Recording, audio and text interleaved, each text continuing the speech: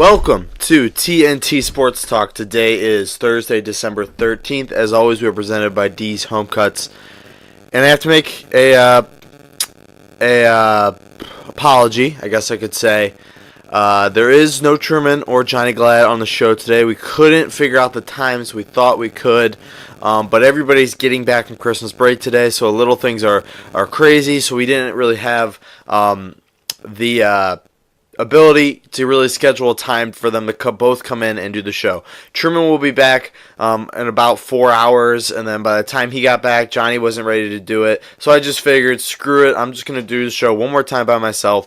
But again, with some bad news like that comes good news, because you will be getting me for another hour-long show, so sit back and enjoy. But also, we posted a tweet yesterday saying we need guests for the show for the next couple of weeks while everybody's on Christmas break, and we got a bunch of responses, so we're going to be having a guest every single show for the next couple of weeks. We're only going to do one show the week after Christmas because of the fact that Christmas is on the Tuesday, I believe, or something like that, where we can't do a show that day. But other than that, we will be having a guest on every single day for the next couple of shows down the line, so look forward to that. But again, we have a big show for you today. It's just me. I'm not going to leave you hanging in terms of this is where you get your sports news, because this is the best place to get your sports news from anywhere, especially after that debacle on ESPN today where Stephen A. Smith was previewing the game tonight versus the Chiefs and Chargers, and he was talking about Spencer Ware, who's out tonight. He talked about Hunter Henry, who hasn't played a game this season due to a torn ACL, and he was talking about Derek Johnson, who was released by the Chiefs at the beginning of the year. So 3 players he was talking about the game tonight, players he wanted to watch, were all 3 not playing, and 2 out of the 3 haven't even played in a game this year at all. So then he quote tweeted it on Twitter and said, "Oh, I was talking about Virgil Green, not Hunter Henry." Virgil Green hasn't had a catch in about 4 weeks. He hasn't been doing much in terms of offense production for the Chargers. So I don't really know what Stephen A. Smith's doing. He's been caught sleeping on the set a couple times. So it's been rough the last couple shows for Stephen A. Smith. So that's why you come to us. That's why you turn to us to get all your sports news, because we are truly the best place to find it. So we're going to start today a little bit differently than where we usually start. We're going to start with some basketball, go into a little baseball, because we have a lot of baseball news, because baseball free agency is heating up. It's not as hot as it's going to get, but again, it is news is coming off the presses as we speak. Big Indians trade I wanted to talk about. Also, I'm pretty pissed off, so I want to start off with that. We're going to start with basketball here. So, Alonzo Trier, he was finally able to secure a deal with the Knicks. If you know Alonzo Trier, if you know his story, he was undrafted out of Arizona or Arizona State. I can't remember the two. He was undrafted. Kind of surprised he wasn't drafted. But he ended up signing a 2-way deal with the Knicks, and he has come on as of late, and he has been one of the better rookies this year in terms of production for the Knicks. And that's huge for the Knicks because they still need young talent, and it looks like they found a good one here in Alonzo Trier. But what happens when you sign a 2-way deal, there's a certain period, I think, where you can be in the NBA until that 2-year deal has to turn into a long-term, set-in-stone type of deal. You can't play on a 2-year deal your entire season if you're playing all 82 games with the professional club. So they inked the 2-year, $7 million deal today. So congrats to Alonzo Trier. That just shows what happens when you work hard. You get what you deserve. Alonzo Trier has been playing really well this season for the Knicks, and it's cool to see a guy like that get a deal. 2 years, $7 million. I think there's an option in the second year. So it's a good deal for both teams. And, young player like Trier, he's just going to keep providing offensive production and defensive production for the Knicks for a long time, and that's good to see because the Knicks are so badly in need of talent. Next thing I wanted to talk about. This is something that pisses me off a little bit, not as much as the next thing will, which we will talk about. Kevin Durant was asked the other day in an interview with an NBA reporter. They asked him what he does in his free time, and he says he likes to watch film of old and past and current players today in the NBA to get tips and stuff from. So they asked him, who are the 3 players that really stood out in his mind when he's watching film? Who does he like to view the most? Who does he like to watch film on the most? And he said, Michael Jordan, Kobe Bryant, and Kyrie Irving. Now, a lot of people took this, I think, in a little bit of a wrong way, which kind of makes me mad, because this became a pretty big story as soon as that came out. Because people were saying, why is he putting Kyrie Irving there, and why is he not putting LeBron? Is this kind of a slight at LeBron James? People like to look at it that way. In my opinion, I don't think it's a slight at LeBron. I don't think it's a slight at LeBron at all. I think Kevin Durant has a pretty good respect for LeBron. And I was watching Colin Cowherd yesterday, which I usually do in the afternoons, and he was saying how he turned this story into the fact that Kevin Durant will never be on LeBron's level. He'll never surpass LeBron just because he went to the Warriors, and the disrespect he shows LeBron, blah, blah, blah, blah, blah, blah. I don't think I see it that way at all. I don't think it's a slight on LeBron at all. Obviously, I think Kevin Durant respects LeBron and watches LeBron's film, but I just think it's just like an offhanded comment that really shouldn't be talked about that much. Maybe I'm wrong. Maybe I'm not. I don't think it's a sign of disrespect. I think people, NBA reporters, NBA fans, NBA players are so sensitive today. I just think it's just an offhanded comment. Who do you like to watch the most? Jordan, Kobe, and Kyrie. Just because you don't say LeBron doesn't mean you don't like LeBron. Just because it doesn't mean you don't respect LeBron. Just doesn't mean you think you're better than LeBron. Because it doesn't at all. Because obviously Kyrie Irving is not even close to the level of LeBron or even Kevin Durant. Because I have those two on the same level. Which is, again, I'm not disrespecting LeBron. I don't think any less of LeBron James because of that. But I just think it's a stupid story to be talking about. I think it's stupid that it's all over NBA news and all this stuff just because Kevin Durant left LeBron out of his top 3 watchable players. It's not. He didn't say the best players of all time. He didn't say who do you think is better than you. He didn't say anything like that. He just said, they just asked him, who do you like to watch the most when you're watching film? Oh, Kyrie Irving, Kobe Bryant, and Michael Jordan. He didn't have to say LeBron. He probably should have, honestly, because I think LeBron is probably a better film to watch than Kyrie Irving. But he didn't, and I just don't think it's that big of a deal to be talking about. And I'm actually kind of annoyed that we had to make this a story. But that's all I wanted to say on that topic. I mean, I think NBA Twitter, like I said, is pretty sensitive, and they take stories that are kind of small. They take little tweets and stuff that are small, or little quotes or comments in some small magazine interview, and they blow it up way beyond than where it needs to be blown up. But that's all I wanted to say on that. Now let's get to something that really makes me angry, and that is 35 days. We are at day 35. Carmelo Anthony hasn't been playing in an NBA game. That's right. 35 days since Carmelo Anthony last played in an NBA game, and that game, 35 days ago, was the worst game I've ever seen him play, where he went 2 for 7, just a terrible, terrible game all around. He got embarrassed on national television, but 35 days, that's where we're at. 35 days since Carmelo Anthony last played in an NBA game, and about 37 since Carmelo Anthony last played well in an NBA game. And this makes me mad. Not because of the fact he hasn't been signed yet, because I think his time's coming. I think he's waiting till the holidays are over, till he makes a decision on where to go. I get mad when people make fun of him. People are saying, "Oh, nobody wants him. He's just, piece of trash left out on the curb." Carmelo Anthony is still useful in today's NBA. Carmelo Anthony will be signed, whether that's the Warriors, where I think he should go. If it was up to me, I'd pick the Warriors, not only because I think he has the best chance to win a championship there, but I think he could really actually help out that Warriors team. Carmelo Anthony is known in his career as being one of the best locker room guys. His teammates love him. Everybody loves playing with Carmelo. I think if he went to the Warriors, played some pretty solid minutes off the bench, I think he could help not only bring together that locker room a little bit more, but also help out in terms of offense. They lost Nick Young. They don't really have a three-point shooter coming off the bench, and I think Carmelo could help that, and I think he's a lot better than Nick Young. Not only do I think Carmelo Anthony could work with the Warriors, I think he could work at a lot of different places. I think he still has a lot left in the tank, like I said. But it's 35 days. Carmelo Anthony still hasn't played yet. I think he'll be back after the holidays. I think he'll get a contract. I've seen a little bit of reports popping up here and there about, the Lakers are interested, different teams are interested, LeBron's interested. It's going to happen. He's not going to go anywhere else. He's not going to retire. He's staying ready, so he doesn't have to get ready. And once that new contract comes, he'll sign it up, and he'll be out wherever he goes, and he'll be playing again. He'll be getting buckets again. Because that's what Carmelo Anthony does. He is a beast. He is a star, and that doesn't change just because of the fact he hasn't signed in a couple of days, almost a month.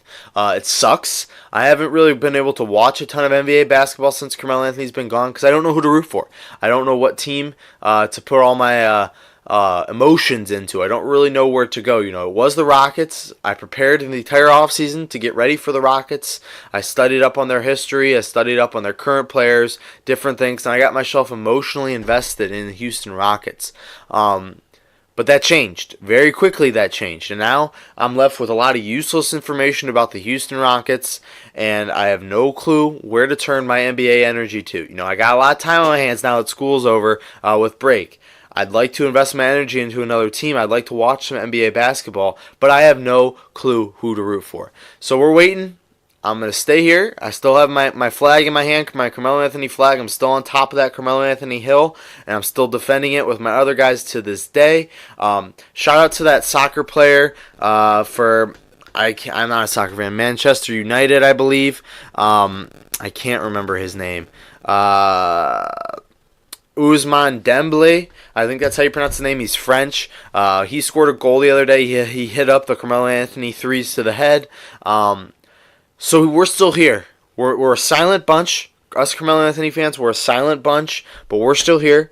We're still fighting those front lines, waiting for our guy to get another opportunity, and we think he will one day. And it's going to be soon. I think it's after the holidays. Like I said, I've made this comment before. He's a family man. He wants to spend time with his family. He hasn't had a lot of time with his family during Christmas and the holidays. So I think come January 1st, Carmelo Anthony will have a new deal ready to go, ready to be signed. So just keep a watch out for that. But other than that, that's NBA news. Let's turn to baseball right now. But before that, I wanted to talk to you guys about my guy, Dom, at D's Home Cuts. So picture this. We talked about it a little bit on Tuesday. You're getting ready for the family holiday party. Everybody gathers around. You're all in your sweaters, getting ready to take a nice picture in front of the fire together. But oh no, your hair's screwed up. What are you going to do? You haven't gotten a haircut in a long time. The party's coming. You know that classic family picture's coming. Where are you going to go? Where are you going to turn to get a fresh cut? And then with Christmas coming around the corner, you spend all your money on Christmas presents. You don't have money to go get an expensive haircut. So where are you going to do? Where are you going to turn? What are you going to do? Calm down. Take a breath. And turn to my guy Dom at D's Home Cuts. D's Home Cuts is the best place around Northeast Ohio for a great haircut at a low price. For only $7, you can get a fresh haircut and modern styling. Like I said, $7. You can't get a better price anywhere, and you can't get a better haircut anywhere. Dom's Home Cuts, he's been hooking guys up around our area for the last couple of years. Let me tell you, we have never looked or felt better. Every time you go into the shop, you're going to get a professional cut, and they get better every single time because Dom is always upgrading his equipment so he can give you the best haircut and best haircutting experience possible. Dom's back in town. College is over. He's back in town. The shop's getting ready to get back up and running again. So go in there, check it out. $7. Don't worry about that Christmas picture because Dom will have you looking fresh.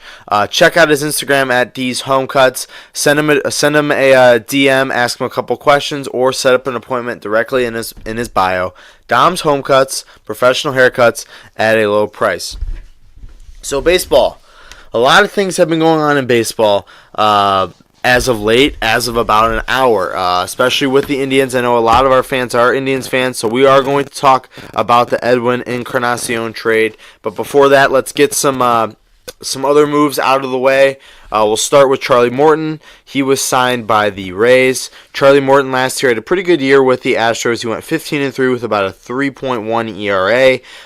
He actually recorded the final out in the 2017 World Series. He was an All-Star last year. So he's going to be the number 2 starter in Tampa Bay here, right behind Blake Snell, Cy Young winner Blake Snell. This rotation's coming together a little bit. Charlie Morton kind of resurrected his career with the Astros. He's 34, so he's a little bit older. So a 2-year, $30 million contract is a pretty good deal, though, because you're getting him a short-term deal where you can develop more starters behind him because he is a veteran and he has been through it all. Charlie Morton to the Rays, good signing for them. Let's see what other deals we're going to talk about. Justin Bour was signed by the Angels. Bour in 2017 was really exciting. You know, he had one of the best years with the Miami Marlins. He was hitting 289 with 25 home runs. He was in the home run derby. He had a pretty good showing in the home run derby, although he got outshadowed. And he then got traded to the Phillies. They got a pretty good return. The Mariners did.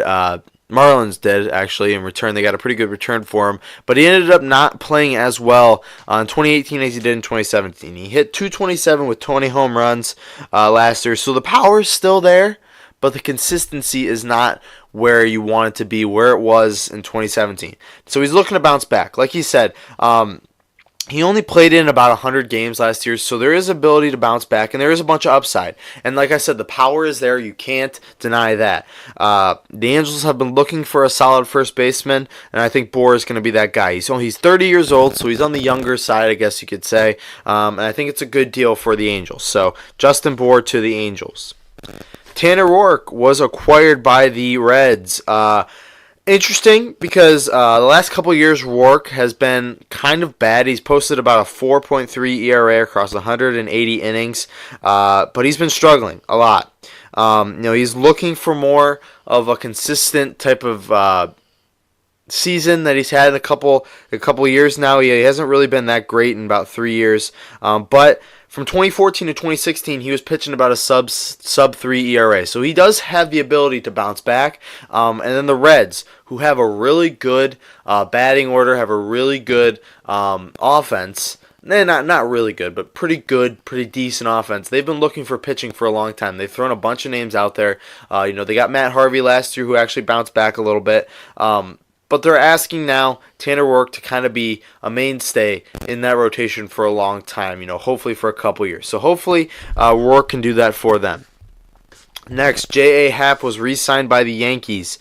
Happ, he signed a 2-year deal with the Yankees. He was an all-star last year with the Blue Jays. Then he was traded to the Yankees, and he ended up finishing the season 17-6 with a 3.6 ERA.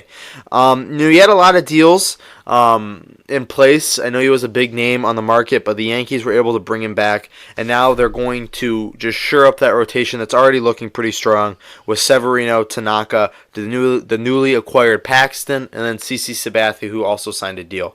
So they do have a pretty good rotation still heading into 2019, and Happ continues to pitch for the Yankees. Next, let's see here. We'll talk about Joe Kelly. Joe Kelly was signed to the Dodgers, 3 years, $25 million.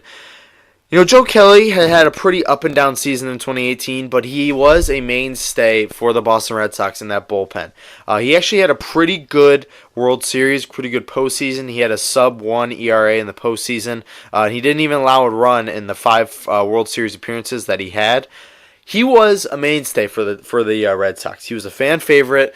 He's got that Irish kind of cocky swagger. He got into a fight with somebody, I can't remember who, last year.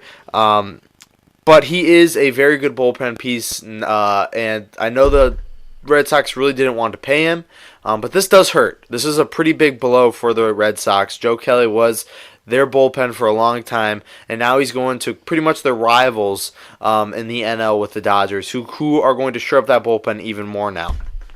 So Joe Kelly to the Dodgers. Then let's talk about the deal that went down about a half hour ago. Edwin Encarnacion was traded to the Mariners with a 3-team deal that involved the Indians, the Rays, and the Mariners. So the Mariners got Edwin. The Indians got Carlos Santana and Jack Bowers. And then the Rays got Yandy Diaz in return. So it's a 3-team deal. A lot of different things went on too, but those are the main players involved. A lot of cash and players to be named later, and draft picks were moved around. So that's not the entire details of the deal. But again, we'll talk about Edwin first. Edwin came to Cleveland a couple years ago after the World Series. I remember it was December when we signed him. It was during the winter meetings. I was pretty excited because Edwin had a great year with the Blue Jays, and I was excited to see what he could do with the Indians coming off a World Series. Just add him to our lineup. And for a couple years, the 2 years he played here, he did a pretty good job. I'll give him that. He wasn't what he was with Toronto. He was never an all-star, but he did hit his fair share of home runs. He did play maybe not up to the amount of money that we paid him, but a pretty good amount. He was worth it, I would say, in terms of the signing. He held down that DH role pretty well for us for a long time. I'm glad to get this contract off the books, though. I know Indians fans and Indians ownership especially aren't used to paying a guy like that such a big amount of money. We're used to our homegrown small-name guys. But Edwin did the best he could, I think. Age was a part of it. But while he was here, he was loved by the fans, and it sucks to see him go. But we did get Carlos Santana back. And Santana last year, he posted a 2.5 WAR, and Edwin posted a 2.1 WAR. So basically, the Indians are getting the better player in return, as well as getting about $9 million off the payroll. Now, Carlos Santana's deal with the Phillies is what we'll be getting in return. And that was a pretty expensive contract for a pretty small market player like Carlos. But in terms of what you're giving up Edwin's big contract. And by the end of the day, you'll save about $9 million. So it's a good deal for the Indians. Carlos Santana, I think, will be the first baseman. I'm not exactly sure what we're going to do with Yonder Alonso yet. I think I'd like to trade him. And then we're getting Jack Bauer, who is a young, raw prospect. He hit about 200 last year, so not what you expect from somebody who was a pretty good prospect coming up. But he was a fan favorite for Tampa Bay, and I know they're pretty broken up about getting rid of him. But hopefully he can be a mainstay at first base for us for a long time. But again, now we brought in pretty much 3 first basemen. Carlos Santana can hold down the DH role, but I think Alonso is kind of the odd man out now. I'm not exactly sure what we're going to do there yet. Now we'll go to Tampa Bay. Yandy Diaz. I was excited for Yandy this year. I thought Yandy was going to be our third baseman, and now I think he'll be the starting third baseman for the Rays. I think Yandy, this one will hurt us. It will come back to hurt us pretty badly. Same with Jesus Aguilar, who ended up making the All-Star team last year, a guy we got rid of. It's going to hurt us, I think. Not at first. I think Yandy will struggle to start, but once he starts getting consistent at-bats at third, I think he's going to start to find himself pretty successful there in Tampa Bay, and I think the Tampa Bay Rays are going to love him, and I'm kind of mad we got rid of him. But in terms of everything else, obviously we got Carlos back. I'm excited to bring Carlos back into this organization. He's a fan favorite. He is, I think, in terms of how many games he's played with the Indians, I think he leads, or he's top 10 in games played with the Indians, I think, in franchise history. So he'll continue to build on that. And it's just nice to have a familiar face back in the clubhouse. But again, it pisses me off, and I do want to talk about this a little bit more, just because it kind of angers me that we got rid of Yandy Diaz. Because I think Yandy's going to be a pretty special player in years to come. But other than that, you can't complain too much about it when you're getting Carlos back. That deal was good. I wish we would have just done that. I like Jack Bauers in terms of his potential, but last year he didn't show me anything where he hit 200. Not great. I would have liked it to just do Edwin for Carlos straight up, but I'm not really sure what the Mariners are going to do because they've shown that they're rebuilding, and I'm pretty sure they don't want to pay Edwin this big of a contract. So I think we'll see Edwin either get released or traded in the next couple of days. I don't think he'll take a single at-bat with the Mariners come 2019, but I could be wrong, but I don't know. I think the Mariners are rebuilding. They've shown that they don't really want to pay a DH that much, which is why they're not bringing back Nelson Cruz.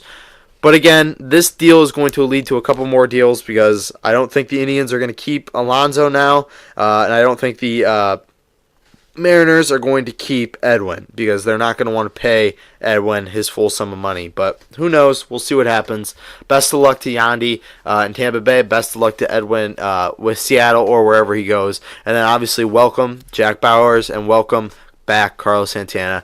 Carlos Santana is one of my favorite players. I actually have his poster hanging up on my wall right now. The poster of him when we caught the World Series. He caught the last out to go to the World Series. I got it signed at Tribe Fest, so it's really cool. One of my favorite pieces of memorabilia, and I'm glad to have him back in Cleveland. So we'll see what happens. We'll see what he does. We'll see how this lineup turns out for the Indians. Hopefully they make some more moves in terms of offense and bullpen. I don't want them to trade away that starting pitching, but they could, and they could disappoint me even more. But that's baseball. That's life as an Indians fan.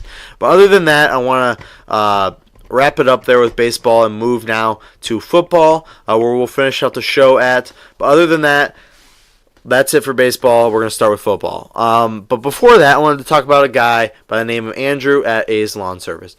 So you're asking me, Travis, why are you talking about a lawn service? It's December. The lawns really don't need cut anymore. Things like that. You don't really need a lawn service right now. But you need a snow removal guy.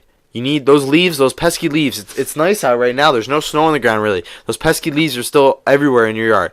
Turn to A's. Trust me, you will not be disappointed. A's Lawn Service does everything. They do snow removal. They're one of the best places around Northeast Ohio. Like these home cuts, they're the best place around Northeast Ohio for lawn care and snow removal. So check them out. A's Lawn Service. The phone number is 330-241-2392. Again, 330-241-2392. And the email is lawnservice.a's@gmail.com. A's Lawn Service LLC. You grow it, we cut it. Let's talk football. Let's talk Week 15. Let's talk Thursday night's matchup. We're going to do predictions, and I'll see if there's any headlines I wanted to talk about. But we're going to start with predictions in Week 15, and we'll start with Thursday night's game right now. So let's get into it. Chiefs-Chargers. It's going to be an interesting game. Last Thursday night game of the season, which sucks. It hurts me. It pains me very deep down low to say that. We will not have any more Thursday night football for the rest of the season. But they did leave us. If they're going to leave us, if Thursday night football is going to fall away from our screens, they did leave us with probably the best Thursday night matchup of the season. Chargers and Chiefs at Arrowhead, which is one of the funnest stadiums to watch. It's going to be loud, it's going to be rocking, and it's going to be a good matchup. Interesting thing in this game is the Chiefs running back situation. They have no Kareem Hunt. He's gone. He's officially out of the roster. Spencer Ware played last week. He is hurt. He will not be the starting running back tonight. He will not play. Damian Williams, I believe his name has probably got that mixed up because, honestly, he's not a well-known running back. I picked him up in fantasy, though, because I know he's going to be the lead back tonight. Damian Williams for the Chiefs. He is going to be the guy. Backup running back is Charkandic West, familiar name, but he's been out of the league for the last couple of years. But Damian will be the running back tonight. He's 26 years old. He's out of Oklahoma. I'm not really sure where else he comes from. But it's going to be interesting to see what he does from here. Let me see. Where? I can't really remember. Oh, he was in Miami for a couple years. Damian Williams was. That's what we do. We check the facts. But again, at the end of the day, you still have Pat Mahomes. You still have Tyreek Hill. You still have Travis Kelce. So it's not that big of a deal. But again, you are losing that running game because I don't think Damian will do a fantastic job like Spencer Ware. I think he'll do a good job. I just don't think he will be a blow-away running back like Kareem Hunt or Spencer Ware, who is pretty decent. I think he'll be a Spencer Ware, not much better. Now you look on the other side of the Chargers. Their defense there in the Chargers, they have a very good defense. Derwin James, Joey Bosa are two young, rookie, second-year player guys who are going to be the best, if not right up there, at their positions for the next couple of years. You look at the Chiefs' defense. They don't have a ton. They have D Ford, who D Ford's probably their best defensive player. I'm not sure if Eric Berry is going to make his debut tonight, although that would be a really cool story to see Eric Berry come back from his Achilles injury. But then you look at the Chargers' offense. I'm not sure if Melvin Gordon is going to play in this game. Let me see here. If he does, that's a whole different story, I think. There's no guarantee he said he'll play in this game, so I probably don't think he's going to play. But again, they do have two good backups in Justin Jackson and Eckler. So I think the Chargers are going to win this game. I'm picking the Chargers here. I think they have a better opportunity to beat the Chiefs than the Chiefs have to beat them, because I think the Chargers have their better defense. I think the offense is not. I think the Chiefs' offense is better, but not by much. And I think that running game is going to affect that a lot. So I'm taking the Chargers here, even though it's on the road and it's hard to pick against the Chiefs at Arrowhead. I'm taking the Chargers here. But again, this is going to be the best Thursday night game of the season. Sadly, it has to be the last one. But if it does have to be the last one, I want it to be the best one. And thankfully, the NFL did bless us with that. So tonight, Chiefs, Chargers, 8:20. Make sure you tune in for that. We'll go to Saturday. What? Yeah, Saturday games. There's going to be 2 Saturday games this season. They do this towards the end of the season, which is nice because there is college games on. There's a couple bowl games, but they are small bowl games, so it's not like you're going to be rushing to your TV to see North Texas play in the, Beef O'Brady Bowl or whatever is playing. But again, Saturday, Houston versus the Jets at 4:30. Not a great matchup to start with. I think the Houston Texans will roll over the Jets here.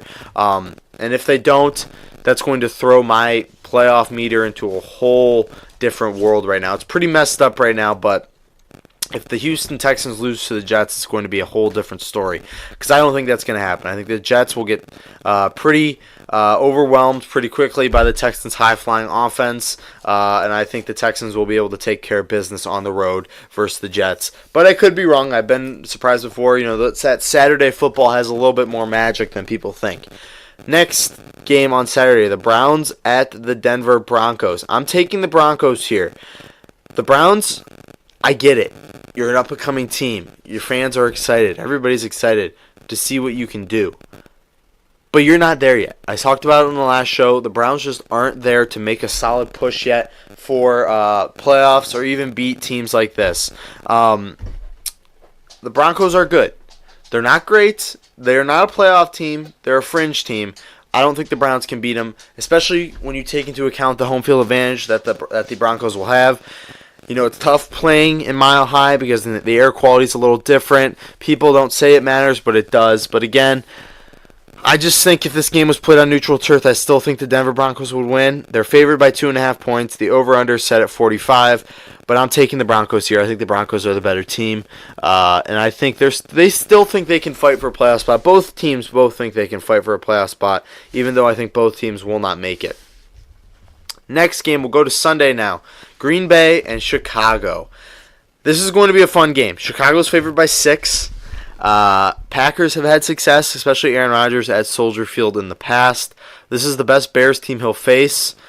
Week 1 was a great matchup, a classic, all-time classic game, but this is going to be different than Week 1 because we see what kind of talent the Bears have on defense. They lost Bryce Callahan, but that is a loss, but it's not, going to kill them.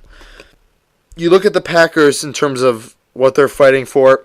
They want to be where the Bears are. The Bears are the new team in the division.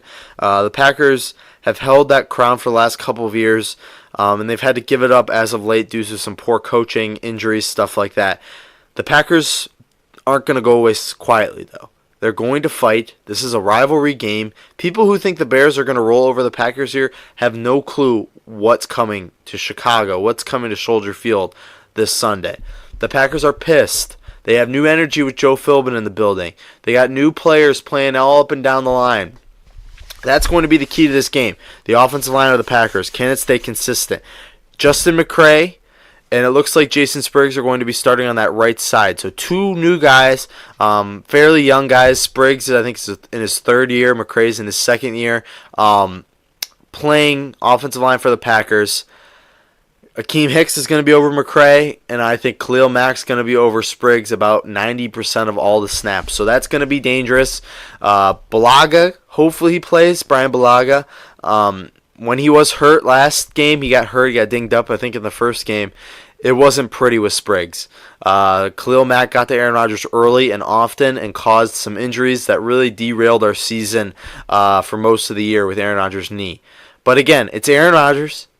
It's Bears-Packers. I think the Bears are undervaluing what the Packers are, and I think the Packers are still fighting for that playoff opportunity. You know, it's crazy to think that the Packers could still make it, but it's very, very likely that come Week 17, the Packers just have to have a few things go their way, and they'll win this game. You know, it's interesting because the Packers, you look at their scenario to get into the playoffs, it's basically the hardest thing to happen for the Packers to get in the playoffs is for them to win out. Every single thing else, it's not unrealistic. I'll read it off right now. You look at it, like I said, the Packers have to win the next 3 versus the Bears, the Jets, and the Lions. Then they have to have the Panthers lose at least 1 game, and the Panthers play the Saints twice. Then they have to have the Redskins with Josh Johnson lose at least 1 game, and they play the Titans and the Eagles. Then you have to have the Eagles lose at least 1 game. They play the Rams, and then they play the Texans. But then you have to have either the Vikings lose 2 out of their next 3, or the Seahawks lose all 3. The Seahawks aren't going to lose all 3 because they play the 49ers and the Cardinals 2 out of the 3 times. They play the Chiefs the 3rd time. But then you look at the Vikings. Either the Lions or the Bears or the Dolphins have to pull up a victory there. I think the Bears will. I think the Bears will beat the Vikings Week 17. I think it would actually come down to that because I think the Vikings are going to lose either to the Dolphins or to the Lions. And it will come down to Week 17, Packers playing the Dolphins. Playing the Lions, and the Vikings playing the Bears. And I think if the Packers win that game, and I think if the Vikings lose to the Bears, I think the Packers will make it to the playoffs. And what happens when you get into the playoffs, you know, you throw out the record books, everything's different. So in this game, I'm taking my Packers as always. I'm taking the Bears. I'm never taking the Bears versus the Packers. I'm never taking anybody versus the Packers. Packers by 14. It's a blowout. It's a bloodbath. Packers come to Soldier Field, ready to go, and the Bears have no idea what hit them. Next game, Arizona at Atlanta. I'm taking Atlanta here. They're favored by 10. They lost last week. They got embarrassed by the Packers. They're pissed off. They need a win desperately, and they're at home in front of their fans, and Arizona's a good team to do that against. Tampa Bay and Baltimore. At Baltimore, Baltimore's favored by 7.5. Lamar Jackson was officially named the starter this week, which means all five rookies, all 5 first-round rookie quarterbacks are in sole possession of the starting job. Where are we at? Week 15, which is interesting. Nobody really thought that would happen. I hate it as a proponent of the rookie quarterback for at least 1 year. I hate it. But again, these certain situations, everything played out differently. But I'm taking the Ravens here. I think Tampa Bay is done. I think they're lying down here. I think it's time to put them out of their misery. I'm taking the Baltimore Ravens here at home. Detroit at Buffalo. Buffalo's favored by 2. I'm taking the Bills in this game. It's tough to play in the Bills Stadium. And then I don't think the Lions really have anything left to play for. I don't think the Lions care anymore. I think they're another team like the Buccaneers. They've just been waiting for someone to come and put them out of their misery. You know, they've just been kind of just lying down, waiting. They've been playing in domes the last couple of weeks. Now they got to go play in the cold in Buffalo. I'm taking the Bills here. The Lions are done. Next game, Oakland and Cincinnati. I'm taking the Bengals here at home. I like Jeff Driscoll. I like what he's done there for the last couple of weeks. I think he could get a pretty easy win here at home versus one of the worst teams in the NFL. I'm taking the Bengals here at home, and they're favored by 2.5, which I kind of thought it would be a bigger spread, but it's not. But I'm taking the Bengals here. I'm taking Driscoll. Dallas and Indianapolis. Indianapolis is favored in this game by 3. And I think that's a pretty solid bet. I'm taking the Colts here. I think this game is going to prove a lot for both teams. This is a prove it type of game. This is a show up and show us what kind of team you are type of game. I'm taking the Colts here. I think the Colts are better than the Cowboys. I think the Cowboys are a little bit of a mirage. Yeah, they played well versus the Saints. Yeah, they played well versus the Eagles. But I think they're a little bit of a mirage. I don't think the Eagles are as good as people think, and I think the Saints had an off night, and they've had a couple off weeks. I think the Colts are a really good team. I think Andrew Luck obviously deserves Comeback Player of the Year. I think he deserves contention for MVP as well. Quentin Nelson has been by far the best rookie, in terms of production. Darius Leonard's Defensive Rookie of the Year. Malik Hooker's holding it down back there in the secondary. I'm taking the Colts here. I don't think the Cowboys are as good as everybody thinks, although they could prove me wrong. Next game, Washington. We'll actually have a Cowboys fan, I think, on next week or in the coming weeks. I want to ask him about the Cowboys and what his thoughts are that they're going to have to pay Dak Prescott over $100 million. Next game, Washington and Jacksonville. Both teams who are experiencing pretty rough seasons as of late. It's at Jacksonville. Jacksonville's favored by 7.5. Just basically because nobody knows what Josh Johnson's going to do. He could come out and ball, but he hasn't thrown a pass in a game since 2011 if you discount last week. So I'm taking the Jaguars here at home. I think Kessler gets the job done. I think the Redskins aren't going to go anywhere, and I think they're going to lose this game versus the Jaguars. Next game, Miami at Minnesota. Like I said, this is a huge game for the Packers. We are rooting for Miami as hard as you can root for any team. I'm taking the Dolphins here because I'm going to be rooting for them as hard as I possibly can. The Vikings have come a long way since their NFC Championship run last year. Hopefully that wasn't their best bet to ever reach a Super Bowl, because that's pretty sad if Case Keenum was your best bet. But I'm taking the Dolphins here. They're coming off a huge win last week versus the Patriots. They got that magic around them, and the Vikings are coming off a pretty bad loss on Monday night. So I'm taking the Miami Dolphins here on the road versus the Vikings. All right, next game we're going to talk about here. Let me see. Sorry, the list got pulled down from my phone. Give me a second here. Where are we just at? Tennessee versus the Giants. Obviously, I'm taking Tennessee here. The Giants are actually favored in this game because it's at home, and I think the Giants have played pretty poorly up to this point. They haven't played up to their talent level yet, which makes them a dangerous team and makes them a pretty good candidate for spoilers. But I think the Giants are quitting. I don't think they care anymore. I don't think they want to win. I think they want the better draft pick. I think Gettleman wants the better draft pick. So I'm taking the Titans here because I think the Titans are the better team. Look to see how good Derrick Henry plays in this game. Coming off a huge performance last Thursday night. He got picked up in a bunch of fantasy leagues. He's been the talk of the league the last couple of days. Let's see what he does, and let's see how he backs it up. Next game, Seattle at San Francisco. I'm taking Seattle here on the road.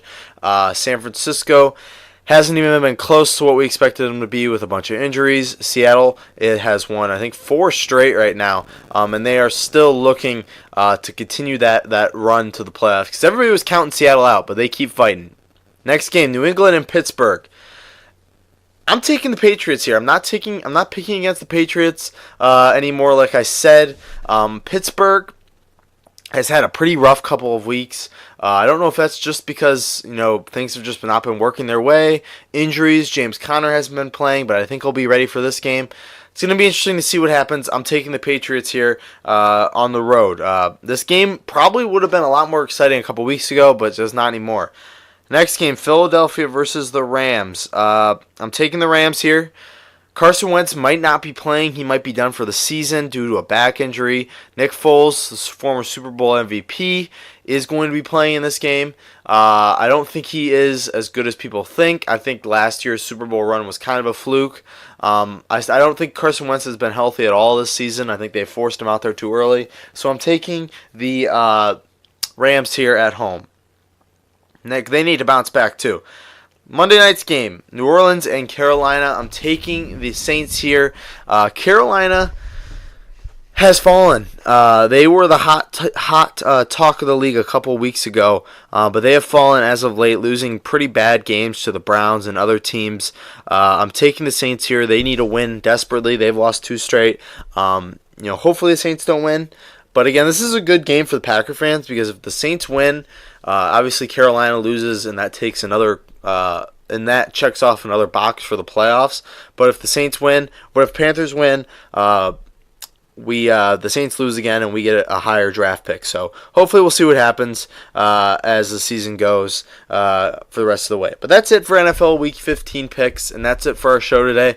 We want to thank you to our sponsors, D's Home Cuts and A's Lawn Service. We ask that you go on to iTunes, rate, reviews, and subscribe. Follow us on Twitter at TNT Sports Talk 12. That's where you can find everything and anything that you ever want to know about the show. That's where you can answer any question or ask any question for that will be answered on the show. That's where you can send comments, questions, concerns about the show, what you like, what you don't like. If you want to be a guest, that's where you need to hit us up in those DMs. That's what we're looking for. We're looking for guests still. We're pretty filled up the next couple of weeks, but we're always looking for people to store away. If you ever want to come back on, we'll get your number and we'll figure out a day for you to come in. Because if you want to come on, we'll get you on. That's all that matters. But other than that, follow us on Grand Old Sports. That's a new site we are started to work with. You can also find us on 12 Ounce like always. Find us on YouTube as well, TNT Sports Talk 12. Other than that, that's our show today. I want to thank you for listening. I know you were disappointed to not have Johnny or Truman, but we will have them on soon. Truman will be back for sure on Tuesday. I'm not sure which guests we're going to have on, but tune in for Twitter to figure that out as we're trying to sort out, who to come in, who's coming in when. So, other than that, though, have a great day, have a great weekend, and tune in on Tuesday for another new episode of TNT Sports Talk. Thanks, guys.